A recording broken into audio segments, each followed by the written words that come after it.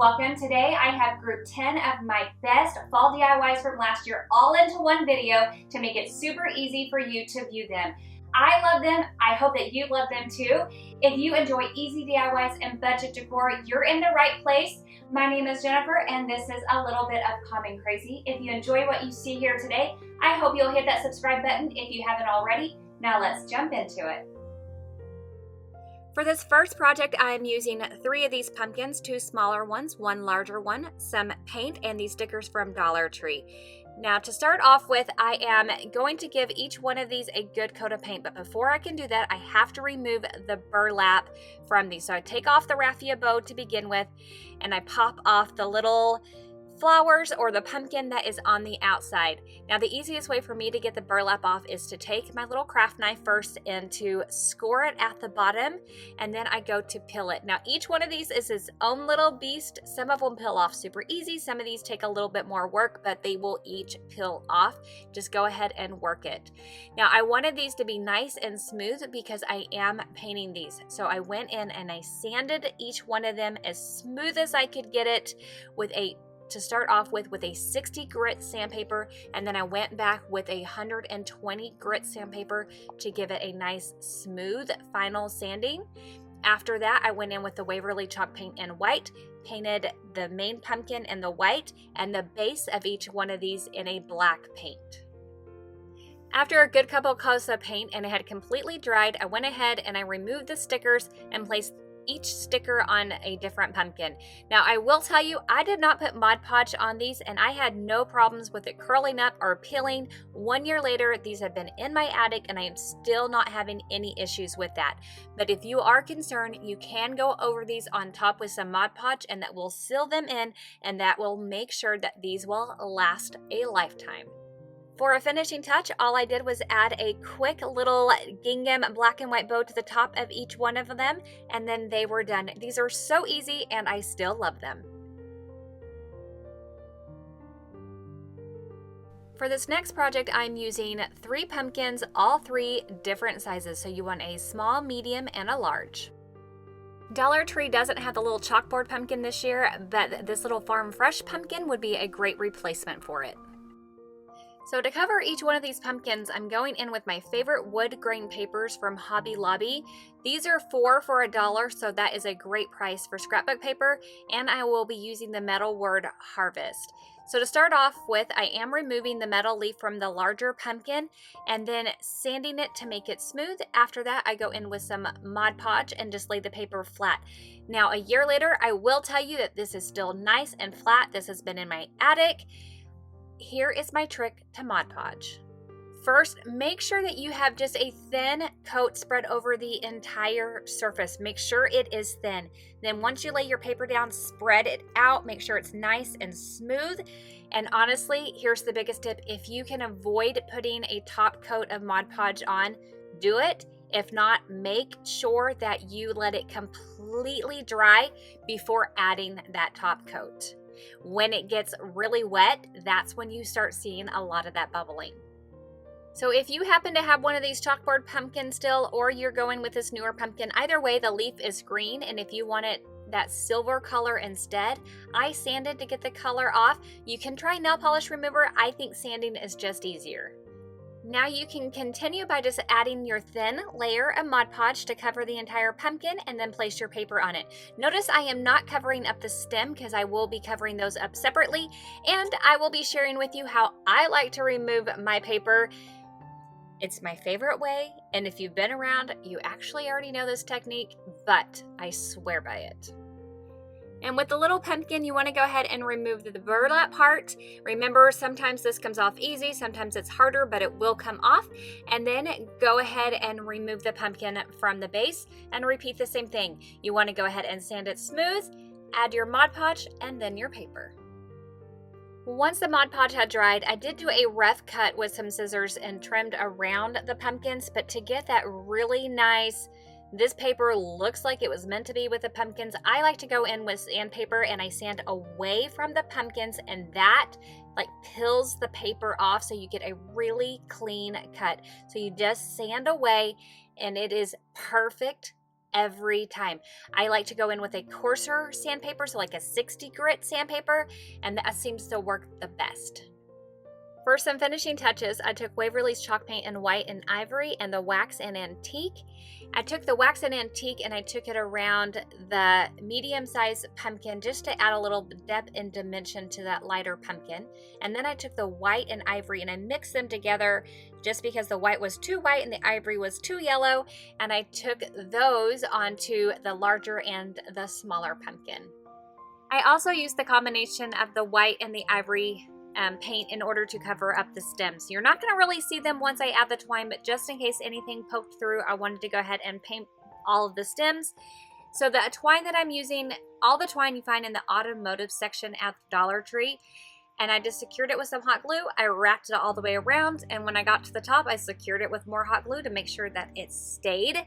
Now, I liked the white on the larger pumpkin and the smaller pumpkin, and then I did the more natural one on the medium-sized pumpkin. I also decided to go in and make a bow out of the white twine for that larger pumpkin after I reattached the metal leaf that I took off initially. I hot glued that down, and then I hot glued the white bow down as well. And that was super easy to make. Just wrap it around your hands a few times and then tie another piece around the center, and voila, it's done. To attach Harvest, I just went in with a little bit of the gel super glue. Again, you can pick this up at Dollar Tree, and I just dotted it all around the word and then attached that right in the center of that medium-sized pumpkin, and then all three of these are done. Like I said, these still look great a year later, and they have been stored in my attic. I love this wreath because it brings some traditional colors in with some farmhouse style. Using the wood wreath form and different colors of mums, you just take the mums and you clip them off and you hot glue them on the wreath form, covering up half of the wreath form in whatever random order that you want. After that, I took one of these smaller little wooden pumpkins and I painted it with some Waverly white chalk paint, just giving it a nice coat all the way around. Once it's set up and dried, I did take some buffalo check wrapping paper, but I would honestly suggest getting just some scrapbook paper, whether you choose buffalo check or another pattern that suits your favorite style, and some Mod Podge, and I attached the paper onto the pumpkin. For about 2 seconds, I considered trying to trim it out with a pair of scissors, but I couldn't help it. I had to go in with sandpaper and trim it out that way. It is honestly my favorite way of ever trimming out paper to sand away, and it does a perfect job every time, and you get the cleanest trim. To attach the pumpkin to the wreath, I just used some twine. I wrapped the twine around the pumpkin stem a few times, and then I used a little bit of hot glue in order to make sure that twine stayed onto the stem. When I went to attach it to the wreath, I stuck another pumpkin underneath it just so it wouldn't dangle and I could get a good attachment. And then you will see that I tie 3 knots. The first one is so that the pumpkin will stay in place. The second one is so that the pumpkin is attached to the wreath form. And then the third knot is so that I can hang the wreath itself. So right underneath the wreath is the first knot, above the wreath form is the second knot, and then a couple inches above the wreath itself was the third knot. I hope that all makes some sense. I actually went ahead and added some tumbling tower pieces to the back of this so that the pumpkin would not swing when it was attached to the door and it could lay flush. So I took 4 pieces, hot glued them together, and added it to the back. Now this bottom one, I put that on there, but I ended up taking it off. But I did like the top piece that makes it too deep on that top. That seemed to work out perfect, but you might need to play around with it depending on how it is on your door.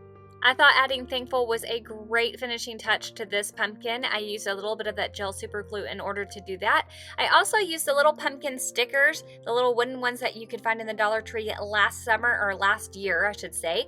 And I haven't seen those this year. I do hope that they bring those back, but if they don't, I think that this still looks super cute without them, and I still love this wreath. This year, it's actually hanging on my front door already. I love these pumpkins, but I am not a fan of their stem, but it's an easy fix. So you just want to grab a stick. It can come from your yard, it might come from a little forest area near you, and then some twine. This is the wire twine that comes from Dollar Tree. You're going to just remove that stem. Some are really glued in, so they might take a little bit more work, but they will come out. Just have some patience. But once you get it out, you're just going to take your stick and you're going to stick it in. Pun intended. And then you're going to trim it to the length that you want using like your little yard trimmers that you have, or you can use like your little miter shears if you have those. Then you take your wired twine, you're going to wrap it around your stem. Then you're going to take something that you can wrap the ends around, like a pencil or whatever you have to get those little curly Q ends. This does unravel, so take some Mod Podge to the ends to help with that unraveling. And voila, super simple, but so much better than what you started with. Easy, simple fix, but I love it.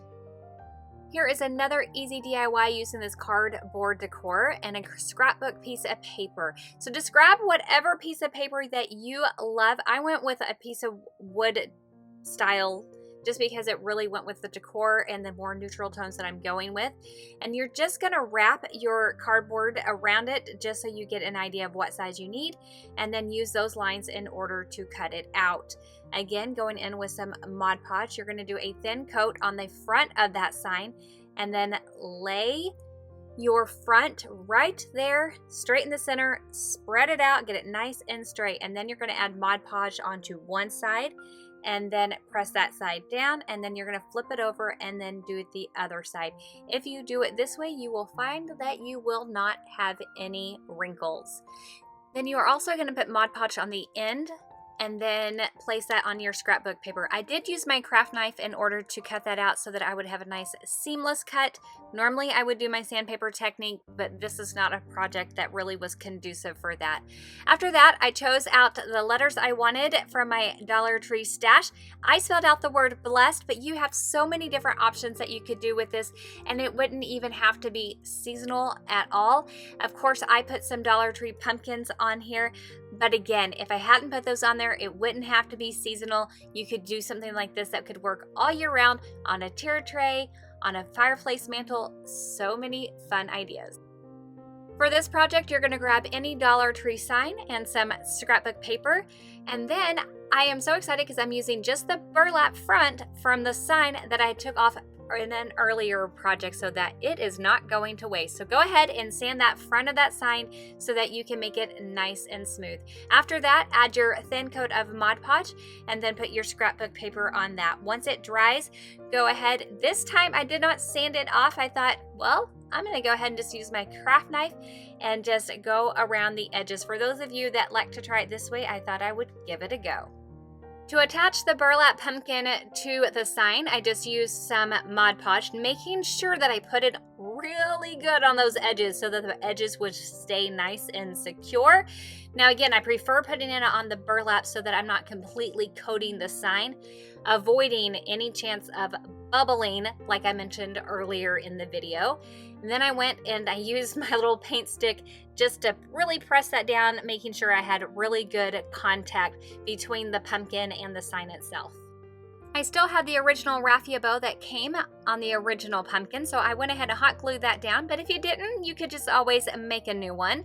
After that, I wanted to attach the pumpkin, but first I had to dress it up, so I went ahead and added a little bit of Mod Podge to it and a different piece of wood scrap paper that I had lying around. And then I trimmed it loosely around and then went in with my good sandpaper technique to give it a nice, clean trim.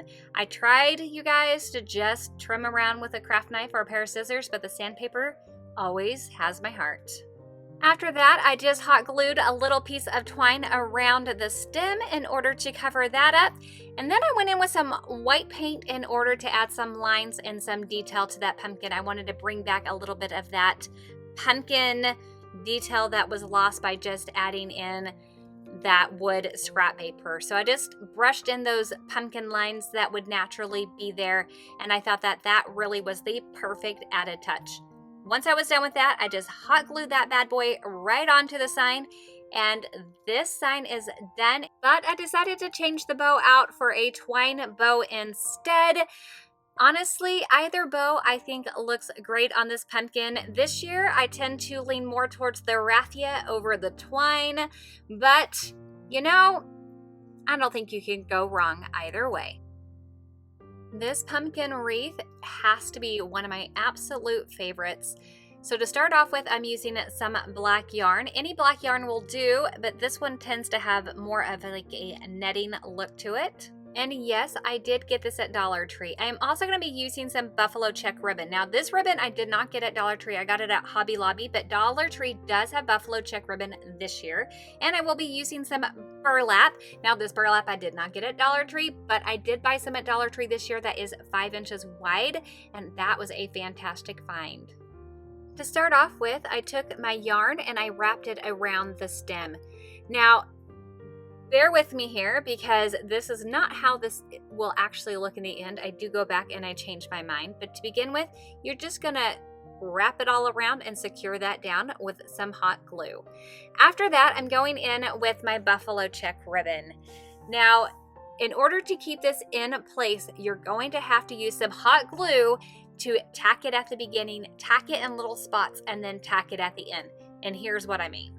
So go ahead and you wrap that ribbon around, and then in between the ribbon, you just want to do a little dab of hot glue so that the ribbon will stay in place. At the very end, you want to do a little hot glue in order to secure that ribbon onto that bottom, and then you will even add a little bit more hot glue and then pinch that bottom closed, overlapping the bottom of that wreath form. And then you can just secure the ribbon onto the back and hide that end. And then you want to go onto the back again, adding a little more dabs of hot glue in between each ribbon, making sure that the ribbon connects to the previous ribbon so that the ribbon will stay in place. Repeat that exact same process in the middle on the outer two sections. After that, I decided that I wanted to go ahead and cover up the remaining of the wreath form with that same black yarn. So I started at the stem and then I worked my way around. When I got to where the buffalo check was, I made sure that I kept the ribbon or the yarn behind the buffalo check. And then I picked it back up on the other side of the buffalo check and just continued wrapping anytime that there was any bare wire showing. And I worked my way all the way around, just securing that with hot glue at the very end. Using 4 different sheets of burlap, I'm going to fill in the other 4 remaining sections, and it's just easier to hot glue them down and trim them as you put them down. So I went ahead and laid that first piece down, and I'm filling out the outer edge first, and this is how I prevented any sort of puckering. So lay down a little bit of hot glue and then just curve the burlap to go along with that curve. And once I had that down, then I could work on the inside edge and then just trim the burlap in order to have it fit. I will tell you, this is not one of those wreaths that looks really pretty on the back side. It definitely looks prettier on the front side. And that's not my favorite, but it's still worth it in the end. Now, I will tell you, those 2 middle pieces are a lot easier than those 2 outside pieces. But in the end, it doesn't matter because this entire wreath is absolutely worth any time that it takes putting it together, and it's really no time at all. It's a pretty quick wreath to put together. I did leave a tiny little hole in the burlap so I could go in with this lamb's ear. I get this from Walmart. You get 2 of them for around $2. It's a great deal. And I went ahead and slid that in, but to make sure that it stayed, I did add some hot glue along that stem, glued it on the back, and then added a little bit more hot glue to secure that on the front. And then I went ahead and made a little buffalo check bow by adding 2 pieces of ribbon. So I took the first one, folded it over to create a loop, added hot glue, had a smaller one, folded it over, added some hot glue to create a second loop, squished those together, wrapped it with some twine, and then I took 2 more pieces and I pinched them together and hot glued those on in order to create the towel. The reason why I did the towel separately, because I will get asked, is that way it lays exactly where I want it, and it was super easy. I then hot glued that on, and I had a fake bow, a cheater's bow, whatever you want to call it, but it's a bow that I'm happy with. I also went ahead and added the word welcome using my hot glue, but this is where I decided that I wanted to beef up the stem just a little bit. So I took that yarn again, and this time I'm going to weave it through. So I am taking it over and under through the center of that stem, just filling it in. That way it doesn't look so bare. I felt like the rest of the pumpkin was a much heavier duty pumpkin and it needed a very heavy duty stem. Any which way you want to do it, by all means, always, as I say, you do you. But in my opinion, I felt like this really helped the pumpkin out. There are so many things you can do with these cute little wooden pumpkins. I absolutely love them. So for this first one, it's really similar to what I did with the wreath earlier. I took some white chalk paint, covered the entire pumpkin, let that dry, then went in with some Mod Podge, a light coat. Then I'm using the wrapping paper. Again, I would use scrap paper instead. Scrapbook paper, easier to find. Put that on there, let it dry, sandpaper that off. And instead of putting pumpkins on it like I did earlier, I hot glued the raffia bow back on it, and I thought that looked so good. For the next pumpkin, I wanted to paint it, so I'm going in with the color Agave. It's a beautiful blue. I love the way that blue and orange look together. Before I painted it though, I did want to go ahead and sand it down so that it would be nice and smooth. And then it took a couple coats of the agave to completely cover it up. Once it was completely dry, I went ahead and added a little gingham bow to the top. And on this one, I did add a couple of those little pumpkin stickers that Dollar Tree had on it as well. And I think that it turned out adorable. These really are such an easy and fun way to add a little customized decor for fall to your home. Now, buying pumpkins can get really expensive, but these pumpkins for $1 are such a great deal because they're actually a pretty good size, but I don't necessarily like them the way they are. So of course I got to doctor them up. So I cut out the stem using a utility knife to begin with. And I'm going to use some fabric in order to cut them up. So I have a couple options for you. Grab some fabric that you have on hand. I got some fabric that was on clearance. I also have some Dollar Tree scarves that I'm using. The scarves that Dollar Tree has this year are a little bit lighter, and you might like those a little bit better. I don't know why I went so dark last year. Honestly, I'm feeling like the lighter, softer tones this year. So I might actually have to recover these in some lighter, softer tones. But last year, I think I had like Halloween on the brain, which don't get me wrong, these colors work for Halloween. So all you do is you take your fabric kind of in a square shape, lay it out, and then tuck it into that hole that you left. And then you get a stick, again, from the forest, from your yard, stick it in that center, and you have a pumpkin. If you can't find these orange pumpkins, you can do the same thing with a toilet paper roll. I know what you're thinking. You're thinking, wait, what? This is 2020. Toilet paper is like a hot commodity. However, you can hide your toilet paper so that not everyone knows that you might have a little stash of toilet paper just in case we go through what we did back in March. Or in case we ever go back through what we did in March, guess what I was thinking? Hey, honey, don't worry. I have toilet paper if we need it. It's just covered in fabric from last fall. We're good. I got us covered. It's all good. Quick, easy, and I got a bucket full of pumpkins. For my 10th project, I created this galvanized pumpkin sign that I absolutely love, and I stuck it in my bucket of pumpkins. So to start off with, I am using some Rust-Oleum spray paint in silver, and I sprayed the entire sign. After that, I went in with Waverly's chalk paint and ink, and I painted out the center, creating a chalkboard. But I wanted to give this a galvanized look, so let me tell you or show you how I did that. I am using Waverly's chalk paint in Elephant, White, and the Wax and Antique, and a makeup sponge. So starting off with, I'm using Elephant, and I'm taking the makeup sponge and I'm just dabbing it on the areas that I have the silver. After I get that dabbed on in random spots, I go in with the white and I do the exact same thing. And I just go back and forth until I have that light and dark contrast that I want. Once I have those on there and I'm happy with that light and dark between the 3 different colors, I then go on with the antique, and that gives me that rusty look that I'm going for, and I add that just where I want rust. Before I write on the board, I go ahead and take the chalk on its side and go all over it and wipe it off. This is seasoning the board, and then I write on it. Now, I will be honest, today I would want to use my Cricut instead because I don't love my handwriting, but I do love this sign. Make sure to check out this video if you need more fall ideas. Thank you so much for spending your time with me today. I will see you in the next one. Bye.